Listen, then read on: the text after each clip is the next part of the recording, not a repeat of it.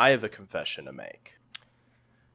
I've been supporting Big Coffee. I know. I'm the problem. Listen, in my defense, I only get Big Coffee if I have gift cards or if the family is like, do you want something? And I can't say no. So to balance the scale a little bit, to get out of the house for once in my life, and to find a new favorite indie coffee spot, I'm going to challenge myself to go to every single cafe in this book. Some objectives to this mission are as follows. I have to not only look at what specials they have, but see if they have a rewards program of any kind. Because with Big Coffee, there are apps that give you points for buying coffee. So if there is an indie equivalent, that would be good to know. I first discovered the Cafe Passport with an ad on Instagram. Immediately, I bought one of these books. And now it's here. This isn't the only book that they have, however. They also have various food passports as well, and an alphabet dating scratch-off book, apparently. Basically, if you have some travel time, especially this summer, or any summer really, you could buy one of these food or drink passports, go on an adventure, and try some new places. I highly encourage you to do this for yourself, especially if supporting independent businesses is something that you are also interested in. For now, let's start our journey of going to 33 different coffee shops. Lulu's Coffee and Bakehouse is our first stop. I've actually been here before, which makes it an easy drive with no GPS needed. It's a little place where menus are on clipboards as well as behind the baristas on the wall, which is pretty typical. All right, we got Tigger's Big Bounce. They're doing some spring specials based on some Winnie the Pooh characters, so that's fun. There's a little bit on top here. I was like, I don't want an espresso, but then I looked at the specials and this was an espresso. And they make some good espresso. They asked me about a rewards program, which is another reason why I'm doing this. So 10 stamps gets you a 11th drink free. I wasn't gonna get a special, but I think the fun part to this challenge is seeing what specials they have. It's really good iced coffee. I like both hot coffee and iced coffee, but because it's getting to be warmer weather, I might do iced coffee depending on how I'm feeling and depending on the weather that day. It was $7.95 plus an additional $1.25 to substitute milk for oat milk. After tax and tip, it was $11.53. Comparing it to Big Coffee, it is more expensive. However, I'd rather support independent business over Big Coffee, so I don't mind it this time, especially because this iced coffee was so good, it earned 5 coffee beans. All right, so we're gonna do the passport now, 17th of May. Honestly, that's a 5 for me. Now, normally I don't do ratings in videos, but there's literally like a rating section in here.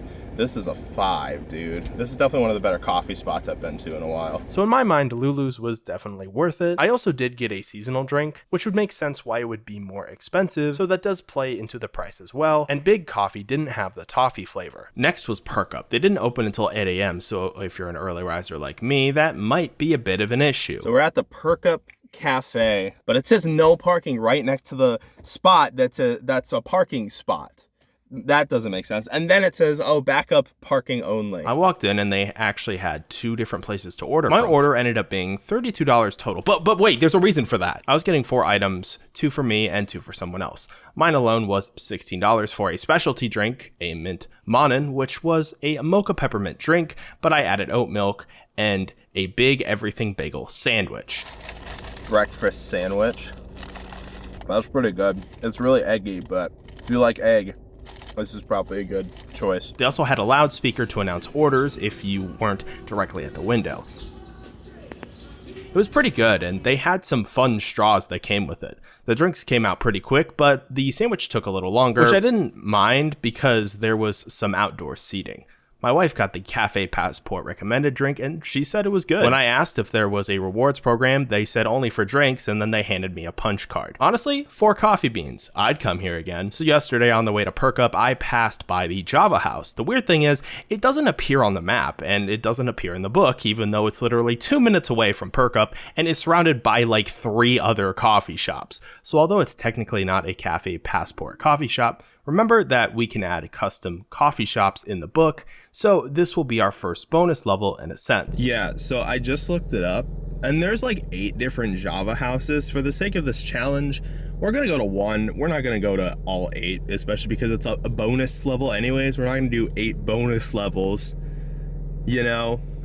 So we're gonna go to Java House. Java House does have an app, so this is the first app so far with a rewards program. All right, so this is the first coffee place with an actual drive-through. Coffee House isn't in here, yet they have 8 places in the area. Is this not indie coffee? I don't understand why it is. One of them is not labeled out of the 8. Maybe this is a chain, but I'm gonna figure out what to order. So out of nowhere, just now, I just got a text from Java House saying that I got points. I literally just downloaded the app. I don't even remember inputting my phone number. So I guess it just connects to your phone number. Paper straws?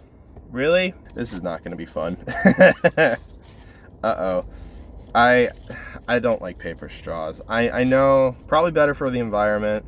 What is this? Do you see this? The end of this is like smushed. What? How am I supposed to drink out of this? Am I supposed to tear it off? I don't know. I tore it off anyways. It's fine. Whatever. Amazingly smooth. Actually, that's pretty accurate. This is really good. Holy cow. Got a blueberry scone for my wife. And then I got everything bagel breakfast sandwich. Oh, it's so freaking hot. Oh my gosh. I love everything bagels. I love breakfast sandwiches. So here we go. This was really good. I think we're looking at another 5 coffee bean place right here. Not even joking. It's hot. It's extremely flavorful. It's got that garlic kick that I really like. Absolutely amazing. I want to eat the whole thing right now. They also have a store where you can buy cold brews and other products. 5 Coffee Beans. Monin Coffee Company is a really cool hole-in-the-wall place with some specialties that intrigued me, especially the White Zombie. The name piqued my interest more than anything. The website didn't show any food items, but they had some baked goods as well as breakfast burritos. Since the drink had lavender, which I didn't realize until after I ordered it, I wasn't a fan of it, which to be fair, that was kind of my own fault for ordering a lavender drink. I also forgot to ask if they had a rewards program, so I emailed them, and I still haven't heard back. The place was nice, though. 3 Coffee Beans. Cafe Pachu, I think is what it's called. Oh no. I got a coffee to go. It's like a cafe, like you order food and stuff, and I'm like, can I get a coffee to go? And so I got a coffee to go. There's this random guy that walked up and he's like, yo, have you tried it's like a blueberry coffee that they have here? Yeah, so this cup is leaking. The lid is not too tight, which is a bit of a problem because it's spilling everywhere. Lid is not fully on. The place was nice though. It's like a blueberry scone, blueberry pastry. I don't remember the name. Try a little bit. Okay, the little bit was fine. But let me put this on really quick without spilling somehow. Maybe it's my fault that the lid wasn't all the way on. Do not grab it by the lid. It will pop off. Okay, that's good. It's like blueberry coffee, blueberry pastry. They also had a coffee bar situation, which for 3 something, this is actually kind of nice. You say, hey, I want a coffee to go. You go in, you get your coffee. It's more of a sit-down place, so if you want specialty drinks, you gotta sit down. I was expecting the menu up there, but I didn't realize that I had to sit down to order, so I was like, can I get a coffee to go? And here you go. For blueberry coffee, it's good. I'm looking for more places where you go in, order, and leave. And this isn't one of those places, but if you want a sit-down place that's good, I'd say probably 4 Coffee Beans. I didn't ask for a rewards program because I wanted to get in and out of there, and I totally forgot to ask. But if you're driving, this is not a good cup to grab by the lid, just to let you know. They probably don't have a rewards program considering it's a diner, not a coffee shop. They do have some gift cards and merch though. However, while doing research for this video, I started to wonder how many of these places are actually on DoorDash? Because sometimes all you need is a morale booster to brighten your day, even if you don't have the time or vehicle to drive to said coffee place. Only 3 of these places I found on DoorDash: Brick House, Proof Rock, and Cafe Pachu. And I found even more indie coffee spots in this app that weren't in the book. Weird how that happened. Anyways, we've already been to one of these places. So should I order from one of these other places to understand indie coffee from a DoorDash experience? I contemplated this because I still wanted to go to these places to feel out the vibe. So I considered ordering a drink from Cafe Pachu since I've already been there. But from their menu on DoorDash, they literally only have drip coffee, which I've already tried. So Proof Rock it is because I hate city parking. What stood out to me was the canned coffee concept. It reminds me of Candy Cloud if you've ever been there. I got a canned caramel iced latte, and the only substitute they had was almond milk, so I went with that. So here it is. The actual can was sweating everywhere. It was very hard to open, and I wasn't very impressed with the taste. Very bitter. And I'm wondering if I was supposed to shake it first, mix it, or something. Once I drank enough to actually stir it, it tasted a little bit better. It probably would have been better if it was fresher and not DoorDash. However, the more I drank it, the more flavor it had. It was $15.33, but if it wasn't DoorDash, it would have been like $9. If you want it for the novelty, it's fun, but flavor-wise, I'll give it 3 Coffee Beans. Indie Coffee Roasters was next. They have this much on their online menu. Not a lot to go off of. This is like the nicest one I've been to. And they do have a rewards program where their version of points are called bones, which is kind of cute. I went into Indie Coffee Roasters and I asked it to go. First of all, there's no lid on this cappuccino. I got 2 drinks and neither of them came with lids. Cappuccino's really bitter. Maybe it's because I forgot to ask for sweetener. Maybe that's my own fault. I hate to say it, but besides the atmosphere, I wasn't too impressed. If I was sitting down at a coffee shop and ordered something different, it probably would have been a more enjoyable experience. 2 coffee beans. If the next place gives me coffee without a cup, we might have an issue, but thankfully that did not happen. It was Matwa Coffee and Pastries, which had an open concept dining space. It looked very clean and welcoming. What I loved about this place was that the punch cards were right at the register, so I didn't even have to ask about a rewards program. Very friendly staff. Oh my gosh, this is so full. I got a peanut butter latte, and while I wasn't expecting chunks of peanut butter, it was weird, but in a good way. I also got the triple chocolate muffin, also really good. Like, this thing is huge. It was $28.70, $5.75 for my drink, and $5.25 for my muffin. So for what I got for myself, it was $11. I don't know how much the oat milk surcharge was, but after comparing prices, I think it was like a 10-cent upcharge, which honestly is the lowest I've seen to replace the milk. I noticed on the cup that it said coffee with a purpose, and that purpose is to support humanitarian causes, as well as provide a space that promotes hope and humanity for all. 5 coffee beans. Next was a bonus level, a place called Our Place. It is probably the coziest place I've been to so far. They literally had a couch to sit on. The menu was a big chalkboard, which I love. Outdoor seating was also an option. So I got a small s'mores latte. That's pretty good. I forgot to ask to replace the milk, but that's not a big deal. Something that I got, because I got a breakfast sandwich, but it's like a Greek breakfast sandwich called the Zeus. It is quite literally a breakfast gyro. That food is definitely worth it to wait for. That is so good. Originally, I was going to wait to DoorDash from another coffee place, except this time it would be a hot drink and a sandwich instead of a cold drink. And I wanted to see what the difference was if you order hot coffee instead for delivery. After this, we will have completed all of the DoorDash levels. I don't know if the hot stopper broke or if it's just short, but I got a triple B caramel latte, which was really good, and a bacon, egg, and cheddar bagel sandwich, which was really tough to bite into, but it was still delicious. The coffee was $8.60 and the sandwich was $8.25.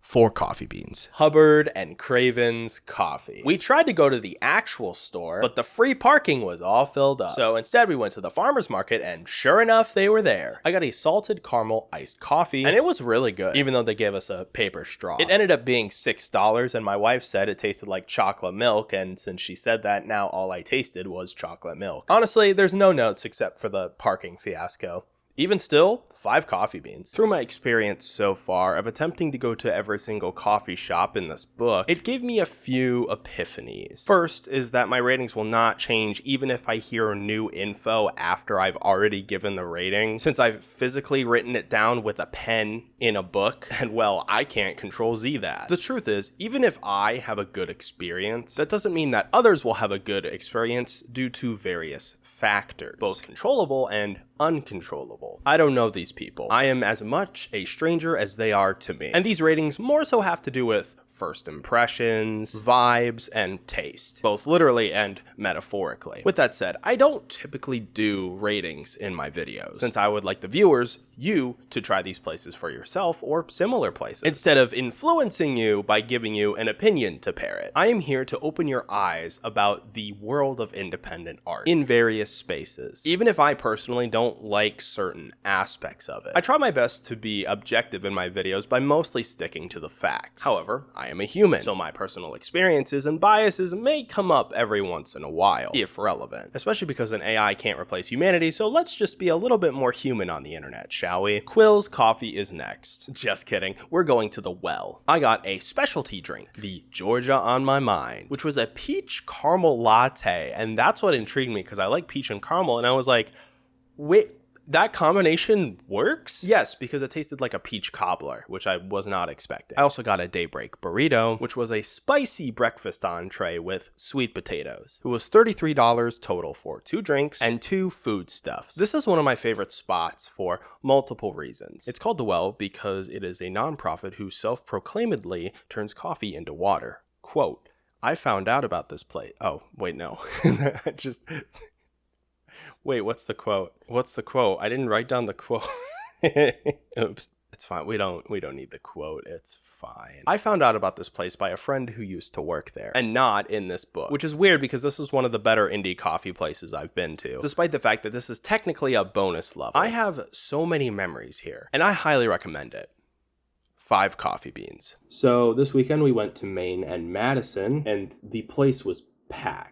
There were brick and wood decorations everywhere. The walls were brick, the tables were wood. On the front counter, they had bakery items that were, I kid you not, they were huge. When we sat down at the table, I realized that the chairs were kind of narrow, so it was kind of tight. I got an iced caramel macchiato. I don't know if I've ever had a macchiato before. They gave us a sign to put on our table, but you have to pick up your own drinks. So they called our name like twice, but we didn't realize that we had to pick up the drinks but wait for the food. So that's an interesting system. It's probably because a lot of people like stop in to order a drink and then leave, is what I assume. The initial sip of my iced caramel macchiato was bitter, but once I started to stir it, it got a little bit better. I got a sausage, egg, and cheddar sandwich, which was amazing. And it was definitely worth the price. It was $15 for the sandwich, and the coffee, at least my coffee, was $6.50. As a coffee place, it's decent. But as a breakfast place, oh, it was really good. So I went to Jaffa. This is the Jaffa special. Jaffa Golden Coffee is where I went. Fair warning, this is my first sip because I had to be somewhere and I was like a few minutes late, so I couldn't record like my initial reaction. But what I like about this is that it tastes like a bunch of spices. You know that smell at like Hobby Lobby or Michael's? That's kind of what the taste is like. So it's interesting, it's good, it's different, it's unique, it's memorable, which is kind of crazy because I've tried like what, 15, 16 coffee places at this point. Regarding the atmosphere and the unique tasting coffee, I'm gonna say 4 coffee beans. 15, 16 coffee places? I thought you said you went to all 33. Well, that was the initial plan, but this video was recorded last year and I never finished it because I moved. So while this challenge is incomplete, I went to about half of them. And I challenge anybody to check out the Cafe Passport and all the other passports in the description. And now it's finally out. Thank you all for being patient. Thank you to everybody who said that they were interested in seeing this video. It did not get fully finished with the challenge, but I'm at a point where I can't sit on this footage any longer. So I hope you enjoyed the video. And I hope you check out some of the passports in the description. Yeah, check it out. It's a really cool, it's just a fun travel thing that you can do this year.